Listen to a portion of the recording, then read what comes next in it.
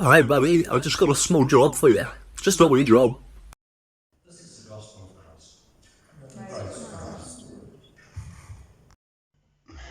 Okay, cooking class here. We're going to make lockdown bread, and this is my helper Jono.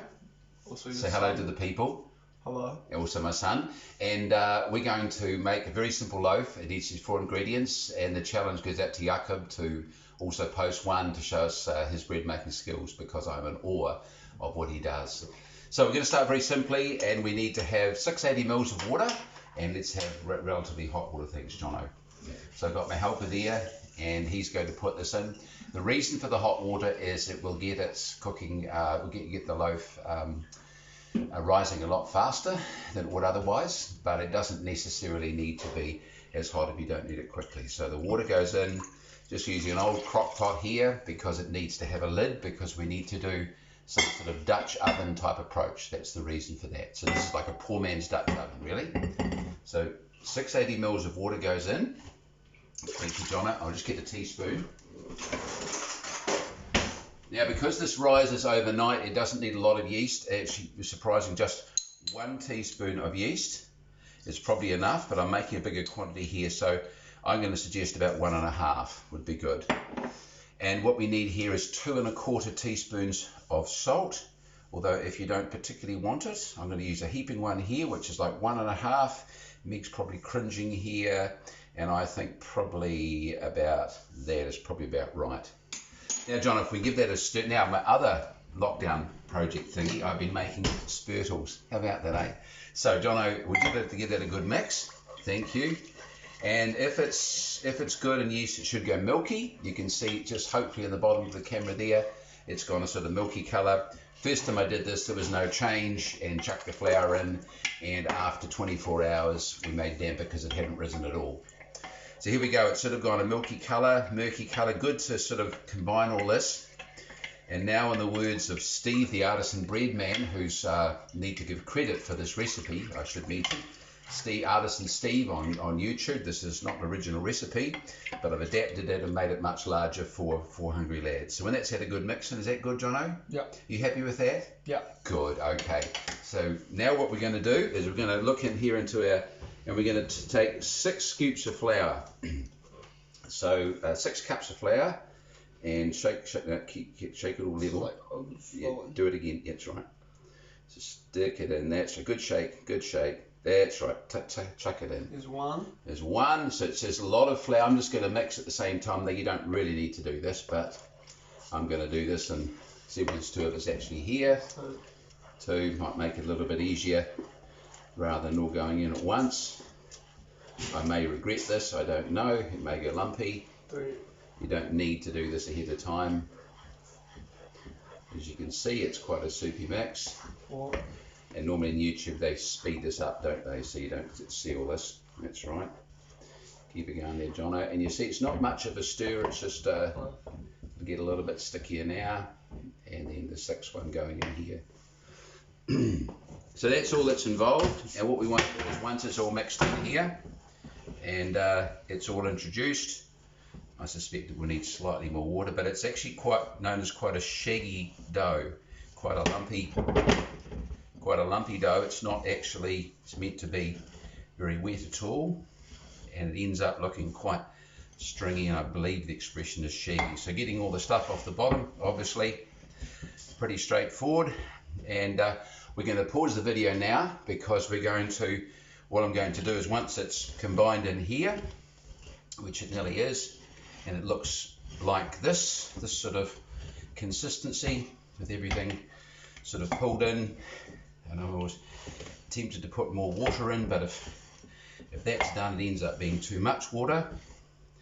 And given it's relatively cold, you could either have it, one clue is have it in the oven just with the oven light on, and that gives you about the 40-50 degrees if you haven't got a warm place, or put it somewhere high. So that's the first step.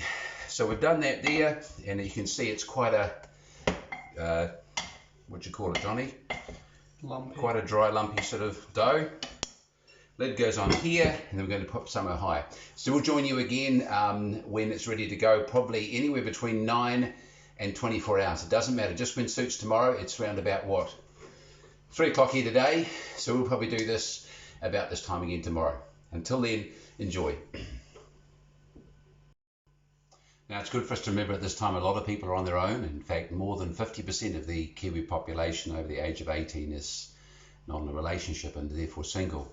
So I'd like to show you how to make a little loaf if you're on your own, and one that can be done in a little, I've got a little temporary, so what would you call it, a bench oven here.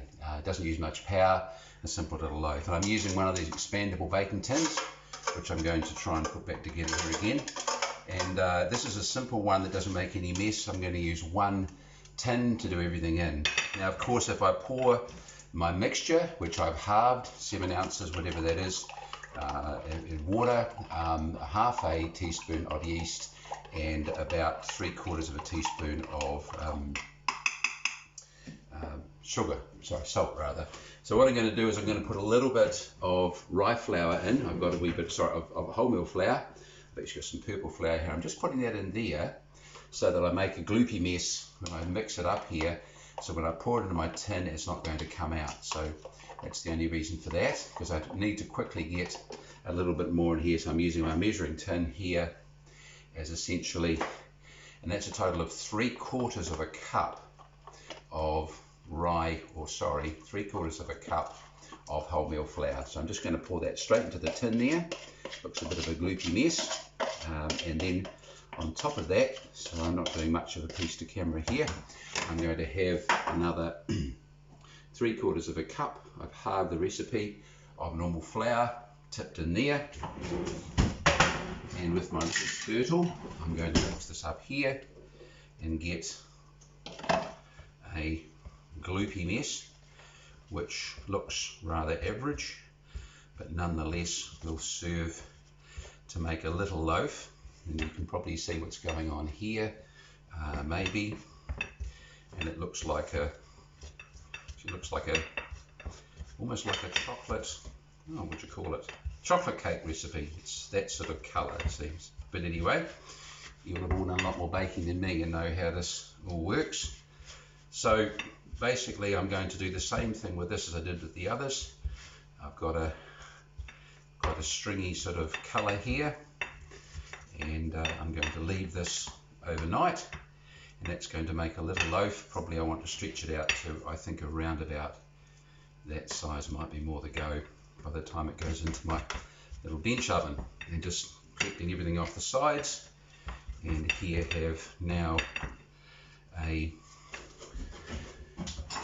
put a little bit more flour in because it's a little dry for my liking. So I just have a little bit more flour, and used to make a mistake in the past sometimes of getting things too wet, which they weren't happy with. And so here we'll have now a little one here. This suits also if you're in a family where most people like the white bread and gobble it down, but someone else might like wheatmeal. So you can just do a little loaf like this, and of course it will be baked in the same oven as the rest. So that'll sit with the other lot. It doesn't need much of a cover. As you can see, it's sort of all gloopy there. I might just shut that up again, and then we'll just put a cover on that. Doesn't need to be much. I'm going to use a flat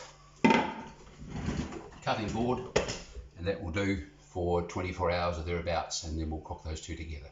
Thanks for watching. So we are back again for episode 2 of Lockdown Bread with my helper Jono. Tell Jono he's the one with hair. He needs a hair, well, one of us needs a haircut, and it's not me, but anyway. So we're getting into it. This is the first loaf, the 6 cupper that we've been sitting for 24 hours. She's about 25 hours, doesn't really matter, sort of thing. Actually, whoops, could have done this probably after about 6 or 7 hours. It was so warm last night, but it doesn't really matter, as I say, anywhere between 6 and maybe 26 hours. There's a long, just whenever suits the next day. So first thing I'm going to do is degas it. There's obviously, you can see here, maybe a bit hard to see, there's bubbles, etc. We're literally going to degas it, and all we're really going to do is pull it in from the edges here. Actually, I once again forgot to wet my spurtle, and if that's, sorry, just wet that to make it easy to get off. And all we're really doing here is, I think in known bread making terms, is punching it or degassing it and getting rid of the gas bits there, going around the edges here, and getting a big lump that we will leave to prove for about between 30 to 60 minutes once this is done. So we end up with a ball of dough, and then what I'm going to do is lightly just to roll coat it, I think is the term.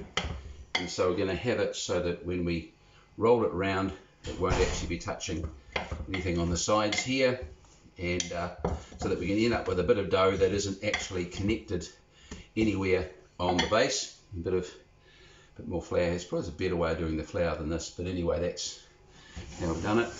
And then, John, if you want to give that a good spin round there so that it's not touching around the side anywhere, and then just spin it around. Big hunk of dough there, sort of thing. Now, I mentioned that I was going to do this in one bowl, and I may well do that. The idea being that I can cook it in this bowl once I either put a bit of spray or some baking paper or enough flour around the side so it won't stick. I found it's problematic though getting it out necessarily, so I might actually use a smaller one. That's good, Johnny, that's probably about enough. So what I'm going to do is because it's been hard getting it out before, I'm just going to literally whip it out onto here, stick a bit of baking paper in there and do it that way. So if we just tip that out into there, Still stuck at the bottom. that's right, just give it a good, And the sides. oh, it's stuck again, is it? We'll put a wee bit more flour. Sorry, a bit more flour needed, just to obviously roll coat it there, and it's just mix the flour in. This on there. Tip that onto there. Beautiful. Just putting it there temporarily. We'll just sit on the top of that out of the way. And then, having tried lots of other options, etc., we probably could clean that off now, but for instance of time, we'll just put that off there. I'm sure there's a better way of it not sticking, but we're simply going to drop that. You can hold it smack in the middle there, and that will then, we'll leave that right there like that, and it'll be a rather interesting sort of flavour and shape. Put that on the top, and we'll leave that to prove 30 to 60 minutes, and of course you want your oven to 200 degrees Celsius in about half of that time, eh, John? It takes about, how long does it take to get the oven up? 2 hours. 2 hours, no, about 15 minutes, so we'll do that there. So that's the next step, so we're going to come back in 30, 60 minutes, chuck it in the oven, see how it goes. Thanks, Jono. Oh, how did we stop it? Oh. Good. So here we are back to our single loaf. I've since made another spatula, or a spurtle rather, in order to do this one, because the one yesterday wasn't the right size. Again, I need to get it wet. It's the same deal here. I may not have a lid on this. I'm degassing it. Just running around the edges, getting everything off the sides on, and this is my quite, almost looks like chocolate pudding type recipe type of thing. Degassing this here, and I'm going to also get everything off the sides, and I suspect I'll probably end up roll coating this as well. In fact, we will. So a little bit of flour on that. It'd be lovely, and then roll it round so that it's not sticking onto the side of anything. Right into the bottom and then roll it over there. Good job. I'll give you a bit of flare on the bottom there while we're doing it. So the same deal, roll coating this wee loaf. I may not bother so much with having this one having a lid on it, such as the Dutch oven process. I may just end up leaving it open in the oven, which saves you having to have a lid, and see how that actually goes. So how we go in there, Johnny? Still a bit sticky. It's a bit sticky. So twist it. We'll twist it right over there. So that's on the bottom. Roll that over there so it's completely out of the flour, as it were. So now we've got our lumpy bit there. We'll get all that in together, and I think probably, given the propensity of this to stick in this dish, so Daisy, we'll put a bit more flour on. Does seem messy, but unless the flour's there, it'll keep on sticking. So I'm just going to put this quickly onto my board. Put that rest of that stuff on there. A little bit of paper like that. In fact, we'll make this a little bit smaller because I think it's going to be about that size there. And we'll simply plop that in the middle of that. Don't want to use the back of a Jason's dish, but nonetheless we've got it here. So this is your nice little loaf that we'll now leave in the same way. It's now in the baking paper. So Daisy, we'll leave that there to sit. The lid on it there for another 30 to 60 minutes. So we'll catch you in that time there. Thanks, John. Wait for the wee thing to come up. Oh, that's so funny. Okay, so guys, we've got the oven. It's now preheated, and this has been sitting for about 40 minutes. And as you can see, this has risen nicely. It's just sitting nicely, taking up space in here. This one not so much, but it has risen a bit. So basically, we're putting them both in here, and we're going to leave them in there for that one there. I'm not going to bother the lid on that one there. 40 minutes, and then after 40 minutes, we'll take the lid off the one on the big one, the 6 cup one. We'll take the lid off that and let the actual the top brown. The other one will be doing its own thing. So we'll see you in about 40 minutes time. So 40 minutes is up, and I've just taken the lid off here for both of them, taking the lid off that one, that needed had a lid on it, and after about another 5 or so minutes, when it's browned up, we'll take them out again. So that's looking reasonable at this stage. 5 minutes here, we've got the loaf that has come out of the oven, and here's the wee one as well, that is the wee wholemeal loaf. Oh, now how do we do that? So hopefully you enjoyed that, and we'll just see how these taste and give you some feedback later on. Thanks for watching. Shout out to Jakob to see your recipe. Thanks, man. So now comes time for the tasting, and I just want to show you, I've already opened this one here. Hands have been washed. Just quite an open crumb. Tend to find that this sort of bread in the bread maker goes quite stiff, but this is quite a nice open crumb. And we'll cut open this one here and see how this looks. This is a big kahuna of a loaf, still quite warm in the middle. Let's see how this goes. A denser loaf, not too dense, but a denser loaf than maybe when we made the smaller one, but still quite springy, and should be good when it's cooled down even more.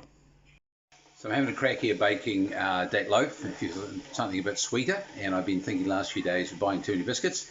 So very simple date loaf. We'll see how this one works. Haven't made it before, so no guarantees, but want to keep this video brief.